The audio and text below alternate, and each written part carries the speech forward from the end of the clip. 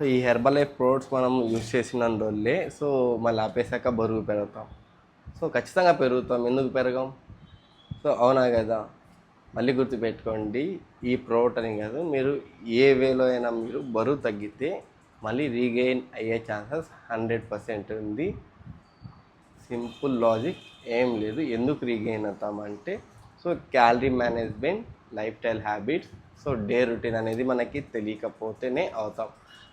మీరు షేక్ అనేది తాగుతున్నారు, కానీ షేక్ తాగుతూ తగ్గడం వల్ల మనకి యూజెస్ ఏముంది, జనరల్గా తగ్గడం వల్ల మనకి యూజెస్ ఏముంది? సో డిఫరెన్స్ అనేది తెలియాలి కదా. సో ఎందుకంటే వన్ ఆఫ్ ది షేక్ అనేది మనకి తక్కువలో రాదు, సో ఎక్స్పెన్సెస్గా ఉంటుంది, ఎక్కువ రేట్లు ఉంటుంది. సో జనరల్గా మనం చేద్దామంటే సో తగ్గచ్చు, కానీ కరెక్ట్గా వే మీకు తెలుసా లేదా?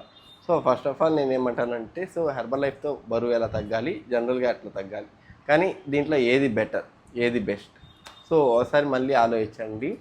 హెర్బల్ లైఫ్ షేక్ తీసుకుంటే మనం సో వెయిట్ తగ్గం, ఓకేనా? సో హెర్బల్ లైఫ్ షేక్ తీసుకుంటే మనకి బాడీలో బ్యాలెన్స్డ్ న్యూట్రిషన్ అనేది వెళ్తుంది. దీనివల్ల ఏమవుతుందంటే మనము సో బ్యాలెన్స్డ్గా బాడీని ఫస్ట్ ఆఫ్ ఆల్ హెల్దీ వేలో తీసుకెళ్తాం. ఈ జర్నీలో మనము సో క్యాలరీ మేనేజ్మెంట్ కానీ చేయగలిగితే వెయిట్ లాస్ అవుతాం. సో ఓన్లీ హెర్బల్ లైఫ్ అనే కాదు, మీరు ఏం చేసినా కూడా వెయిట్ లాస్ అవ్వాలంటే cut off your carbs. So మీ క్యాలరీస్ని కట్ చేస్తేనే వెయిట్ లాస్ అవుతారు. కానీ కట్ చేసే క్యాలరీస్ వల్ల మనం బాడీలో మజిల్ని బిల్డ్ చేస్తున్నామా, ఫ్యాట్ని బిల్డ్ చేస్తున్నామా తెలుసుకోవాలి. మళ్ళీ గుర్తుపెట్టుకోండి, ఫ్యాట్ లాస్ అయితే బాడీ 100% హెల్తీగా యాక్టివ్గా ఉంటుంది. అదే డైట్ మంది రాంగ్ అయ్యి తక్కువ తిని బరువు తగ్గుతున్నాం, మజల్ తగ్గుతుందంటే డేంజర్, ఓకేనా? సో ఈ రెండింటిని మనం తెలుసుకోవాలి. సో ఇవి తేడా తెలియకే చాలామంది చాలా సఫర్ అవుతూ ఉన్నారు. మీరు వెయిట్ లాస్ అయ్యే టైంలో ఫ్యాట్ని తగ్గించుకొని మజిల్ బిల్డ్ చేసి మీరు పర్ఫెక్ట్గా ఎంతైతే మీరు బరువు తగ్గాలనుకుంటారో అంత బరువు కానీ మీరు తగ్గితే మళ్ళీ రీగెయిన్ ఫాస్ట్గా అవ్వరు.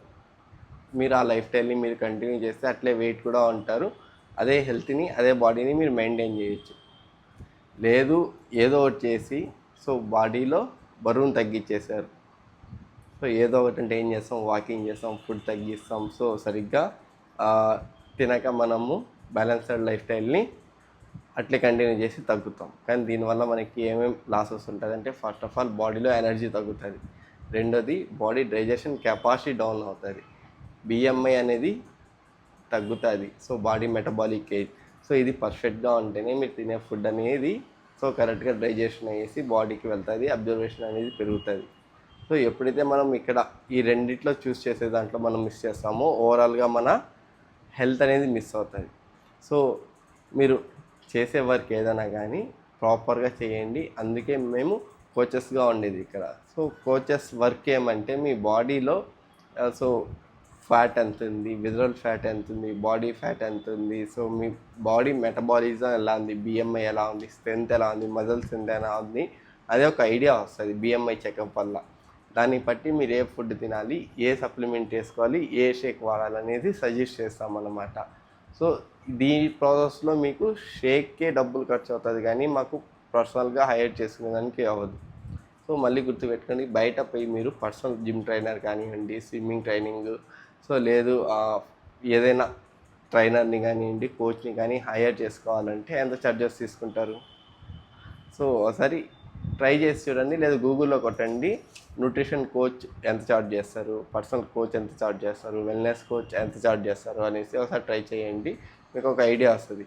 ఇక్కడ మీకు బెనిఫిట్ ఏమంటే, సో మన న్యూట్రిషన్ సెంటర్కి ఎవరైతే వస్తారో వాళ్ళకి కోచ్ అనేది సో అసైన్ అయిపోతాం అనమాట ప్రోడక్ట్తోనే. కంపెనీ అంత బాగా డిజైన్ చేసింది ఇక్కడ.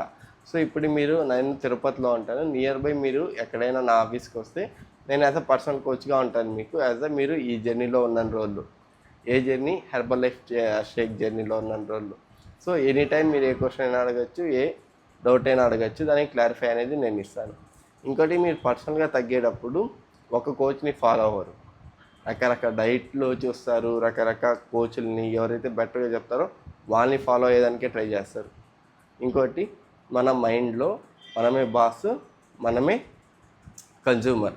ఇక్కడ ఏమైపోతుంది అంటే బ్యాలెన్స్ అవ్వదు, అన్బ్యాలెన్స్ అయిపోతుంది. ఈరోజు కాకపోతే రేపు, రేపు కాకపోతే ఎల్లుండు, లేదు ఈరోజే స్విఫ్ట్గా చేద్దాం, రేపు మళ్ళీ లూజ్గా చేద్దాం అనేసి మీ మైండే అంటూ ఉంటుంది. సో ఇక్కడ అలా కాదు కదా.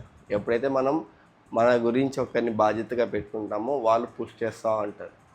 సో వాళ్ళు ఎప్పుడైతే పుష్ చేస్తూ ఉంటారో మనం తినాలన్నా తినలేం, చేయాలన్నా చేయలేం అదర్ థింగ్స్ని. దీన్నే ఫాలో అయ్యేదానికి హెల్ప్ అవుతుంది అన్నమాట. అందుకనేసి పర్సనల్ కోచ్ అనేది మీరు హైర్ చేసుకోవాలి. ఇంకోటి, మనం షేక్ తీసుకుంటే ఏమవుతుందంటే దీంట్లో proteins, fibre, vitamins and minerals అనేది ఇన్స్టెంట్గా మన బాడీకి దొరుకుతుంది. సో మీరు అదే బయట తీసుకుంటున్నారు. ఇదే ప్రోటీన్, ఇదే ఫైబర్, ఇదే న్యూట్రిషన్, విటమిన్స్ కావాలంటే మీరు ఏం ఫుడ్ తినాలి, ఎంత బ్యాలెన్స్ చేయాలి, ఏ ఫుడ్ నుంచి ఎంత వస్తుంది ఏమనేది మీకు ఐడియా ఉందా? లేదు. సో ఇప్పుడు హాస్పిటల్స్ పెరుగుతున్నాయా తగ్గుతున్నాయా ఆలోచించండి. So one of the main reason ఏమంటే క్రాస్ డైట్స్ అనేది మనం సగం వదిలేస్తాం అన్నీ. ఎవరైతే వెయిట్ లాస్ అవుదాం అనుకుంటారో, ఎవరైతే హెల్త్ని ఇంకా బెటర్ చేసుకుంటాం అనుకుంటారో వాళ్ళు సో ఓన్గా వాళ్ళు చేసుకొని వాళ్ళు ఉంటారు. సో అలా కాకుండా ఏ సెక్టార్లో వాళ్ళు ఉంటారనమాట. వాళ్ళ హెల్త్ తీసుకోవాలి కొన్ని రోజులు, తీసుకునే దాన్ని మనం నేర్చుకున్నాక కావాలంటే మనం దాంట్లో నుంచి కొద్దిగా మన బాడీని అర్థం చేసుకుంటూ మనం తీసుకెళ్ళాలి. సో ఎప్పుడు గుర్తుపెట్టుకోండి, ఇది మంచి వే అన్నమాట. మళ్ళీ గుర్తుపెట్టుకోండి, షేక్, నాన్ షేక్ మొత్తం టాపిక్ ఏంది, రీగెయిన్ అవుతామా అవ్వమ్మా. సో షేక్ తాగి మీరు 10 kgs 20 kgs తగ్గారు. సో షేక్ తాగితే షేక్లో బ్యాలెన్స్ న్యూట్రిషన్ ఉంటుంది, మధ్యాహ్నం తినే ఫుడ్ బ్యాలెన్స్గా ఉంటుంది, నైట్ తినే డిన్నర్ బ్యాలెన్స్గా ఉంటుంది, మధ్యలో మనం స్నాక్స్ కూడా మంచివి చెప్తాము, డే రొటీన్ అనేది బాగుంటుంది, కనెక్టివిటీగా ఉంటాం. అవునా కదా. షేక్ మానేశారు ఏమవుతుంది, ఫస్ట్ కనెక్షన్ పోతుంది. దేంతో, సెంటర్తోనో మీరు తీసుకునే కోర్స్తోనో, ప్రోటీన్ ఎవరితో తీసుకుంటారో వాళ్ళ కనెక్షన్ పోతుంది. తర్వాత మెల్లిమెల్లిగా ఇంట్లో రొటీన్ మిస్ అవుతుంది. దానివల్ల ఫుడ్ అనేది తెలియకుండా ఇంటెక్ వెళ్ళడం, లేదు వర్క్ ప్రెజర్ మీద, సో స్లీప్ సరిగ్గా లేక బాడీ మెటబాలిజం మళ్ళీ మారుతుంది. దీనివల్ల ఏమవుతుందంటే రీగెయిన్ అవుతూ ఉంటాం. సో మీరు బయట మీరు ఏమేమి చేసి కూడా తగ్గినా కూడా సేమ్ అనేది రిపీట్ అవుతుంది. సో మళ్ళీ గుర్తుపెట్టుకోండి, బాడీని అనేది వెయిట్ లాస్ అనేది మీరు గోల్ పెట్టుకోకండి. మీరు ఏం పెట్టుకుంటారంటే గోలు, హెల్త్ని లాంగ్ టర్మ్ వరకు మనం హెల్తీగా పెట్టుకోవాలి, రీగెయిన్ కాకుండా బాడీని మెయింటైన్ చేసుకోవాలి. ఇది పెద్ద టాస్క్.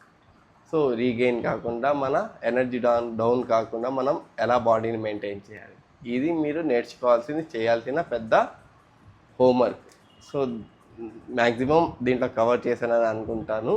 సో దీని రిలేటెడ్ ఇంకా ఏమైనా మీకు డౌట్స్ ఉంటే వస్తా నాకు కమెంట్ చేయండి, తప్పకుండా నేను దానికి ఆన్సర్స్ అనేది ఇచ్చేదానికి ట్రై చేస్తాను. అలాగే నా యూట్యూబ్ ఛానల్ని సబ్స్క్రైబ్ చేసుకోండి ఫర్దర్ అప్డేట్స్ కోసం. Thank you.